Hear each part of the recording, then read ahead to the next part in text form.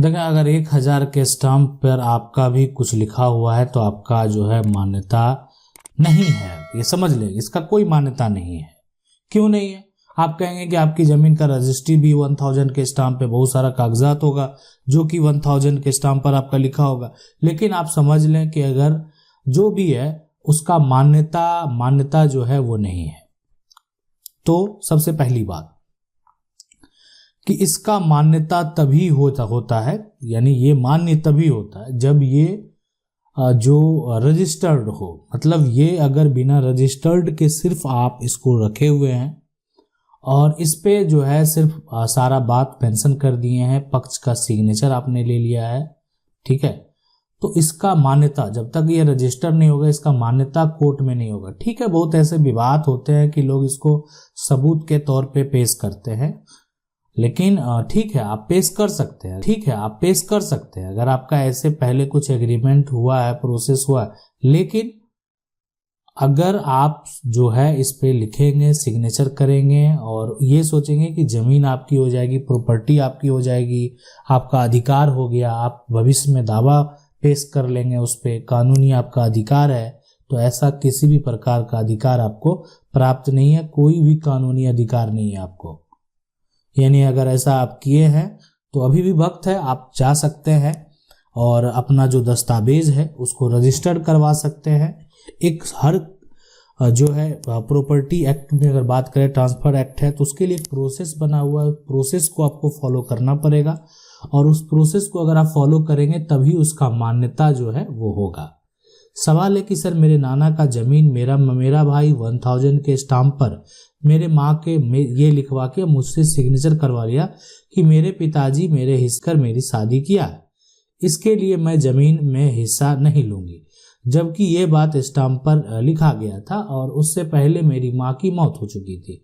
Signature मुझसे करवा लिया है, मेरा हिस्सा होगा कि नहीं?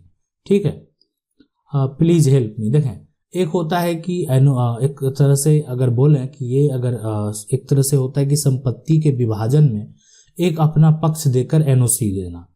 अगर ऐसा जो एक एनओसी मिलने के बाद और अब आपकी माँ की भी मृत्यु हो चुकी है, तो अगर आप अधिकार की बात करेंगे तो फिर आपको समस्या उत्पन्न होगा कि अगर एक के द्वारा आज 1000 के स्टाम्प पे अगर मान लेते हैं एक सपोर्ट कर दिया गया, एक एनओसी दे दिया गया है, तो उस केस में जो है आप अधिकार की बात अब नहीं करें तो ज़्यादा बेहतर है।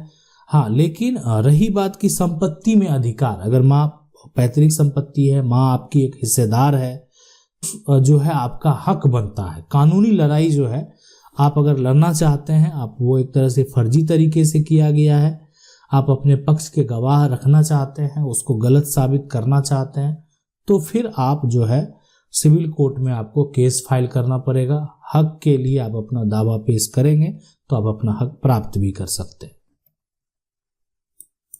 लेकिन हाँ, अगर मान लेते हैं आपकी माँ जीवित रहती और माँ का जो है पक्ष माँ के द्वारा अगर एक तरह से रखा जाता तो काफी जो है बेहतर होता। सवाल है कि सर बटाई देने के बाद 12 वर्ष बीत जाने के बाद जो है जो एडवर्स पोजीशन माना जाएगा। गांव में अक्सर भाईचारा में जो है बटाई दिया जाता है। हाँ बिल्कुल बिल्कुल, ये बात जो है आपका एक तरह से सही है, ऐसा किया जाता है बहुत जगह जो है, ग्रामीण क्षेत्र में देखें, लेकिन शहरी क्षेत्र में नहीं किया जाता। वहाँ पर एक दूसरे को लोग जान नहीं होते हैं और उस केस में क्या होता है कि वहाँ एक एग्रीमेंट या लीज का जो है डीड बना के वहाँ भी दिया जाता है। शहर में भी लोग अपनी संपत्ति को किसी कंपनी को रेंट पे देते हैं, तो फिर यहाँ पे भी वही हुआ, या कुछ कमीशन लेकर देते हैं, जो भी यहाँ पर होता है।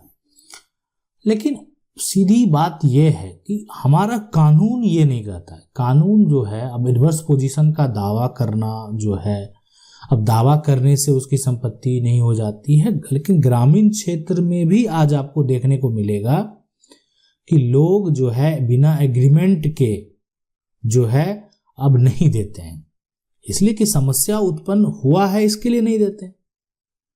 किसी मुसीबत में जरूरी समय में ये अगर गिरवी जमीन देता है तो आपको पैसा जो है नहीं देते हैं, तब उस जमीन पर आप अपना फसल उपजा कर सकते हैं। अगर लंबे समय यानी 12 साल के बाद पैसा लौटा देते हैं तो क्या लिमिटेशन एक्ट माना जाएगा? देखें, संपत्ति आपकी है, आप सरकार को कर देते हैं, आप सरकार को जो है एक तरह से टैक्स देते हैं, तो आपकी संपत्ति है, आप ही का उस पर अधिकार है और किसी का अधिकार उस पर नहीं है। ठीक है। और रही बात यहाँ पर एक दावा करने का, तो वो जो है अगर मान लेते हैं दावा उस व्यक्ति के द्वारा किया जाएगा, तो आप किनको एक तरह से बटाई जो देते हैं, जिसको आप जान रहे होते हैं, वो आपके आसपास के लोग होते हैं, गांव के लोग होते हैं, जिनको ग्रामीणों के द्वारा भी जाना जाता है। तो कहीं ना कहीं ग्रामीण जो ग्राम कचहरी है वहाँ पर भी एक दबाव होता है कि लोग इस प्रकार नहीं करते, उनको एक समाज से जो है जुड़ के लोग रहते हैं वहाँ पर ग्रामीण क्षेत्र में अक्सर जो माहौल होता है। लेकिन जो शहरी इलाका है, शहरी इलाका में क्या होता है, शहरी इलाका में तो लोग अब घर किराए पे देते हैं तो उसका एग्रीमेंट करवाते हैं कि उसका एग्रीमेंट जो है वो 11 मंथ का बनता है, या अगर अधिक समय के लिए भी बनता है तो 11 मंथ के लिए भी बहुत सारे कंडीशन है, पहले भी हम बताए हुए हैं आखिर 11 मंथ का क्यों बनता है। और तो ये पूरा प्रक्रिया होता है। सवाल है कि सर हमारा पुश्तैनी जमीन हमारे नाम पर है, लेकिन हम 35 साल जो है दूसरे जगह पर रह रहे हैं, अब हमारा जमीन जो है को छोड़ने के लिए जो है कहते हैं, तो दूसरा भाई लोग नहीं छोड़ रहा है, हम क्या करें, है ना। देखिए 35 साल आप दूसरे जगह पे से अगर रह रहे हैं, पुश्तैनी जमीन अगर आपकी है ना, आपका अगर मान लेते हैं हक है, तो आप अपना हक प्राप्त कर सकते हैं। और हक जो है आप कैसे प्राप्त करेंगे, तो आपको इसके लिए सिविल कोर्ट जाना होगा, है ना, पहला काम ये करना है। दूसरा वहाँ के किसी जो है आपको करना है कि किसी वकील जिसको आप जान रहे हैं, वकील से आपको संपर्क करना है। तीसरा पुश्तैनी जमीन का कागजात जो है वो आपको जो है अगर खतियान है, रजिस्ट्री प्रकार का कोई ऐसा जो मोटेशन आपका जो भाई लोग करा लिए हैं या पहले पूर्वज का ही मोटेशन है, उसका एक नकल प्राप्त कर लेना है। कौन कौन सी आपकी जमीन है वो आपको पता होना चाहिए। और ये सारा कागजात जो है के तहत जो है आपका जो हक है अगर आपको नहीं मिल रहा है, तो आप उन पे अपना टाइटल का दावा जो है करेंगे, यानी जो है आप केस फाइल करेंगे उनके ऊपर सिविल कोर्ट में, ताकि आपको अपना हक प्राप्त हो। तो ये एक जो है तरीका है जो कि आप इस तरह से इसको फॉलो कर सकते हैं। रही बात कि अब शॉर्ट टर्म के लिए क्या करना चाहिए, तो ये देखें, आप अगर ग्रामीण क्षेत्र से बिलोंग करते हैं तो आपको जो ग्राम कचहरी है वहाँ पर एक बार जाना चाहिए। अगर आप जो है यहाँ पर अगर आप चाहें तो एसडीएम के पास भी आवेदन दे सकते हैं कि आप, या जो राजस्व के अधिकारी हैं, सर्कल ऑफिसर है, तहसीलदार हैं, उनके पास भी आप आवेदन कर सकते हैं कि आपका शेयर है, हक है और आपके भाई के द्वारा वो संपत्ति नहीं दिया जा रहा है। लेकिन ये जो तरीका है, यानी यहाँ पर अगर वो संपत्ति बेच भी लेते हैं, वो संपत्ति किसी को दे भी देते हैं, तो अगर आपका वो अधिकार है तो वो अधिकार आपको प्राप्त होगा। सवाल है कि मेरा ही जमीन पे दूसरा जाति उल्टा ही धारा 144 लगा दिया है, मेरा घर भी टूटा फूटा मिट्टी का बना है, कुछ करने भी नहीं देता, सारा कागज मेरे पास है, तब भी कोई हल बताएं क्या करें। 5 साल से परेशान है, आखिर क्या फैसला जो है।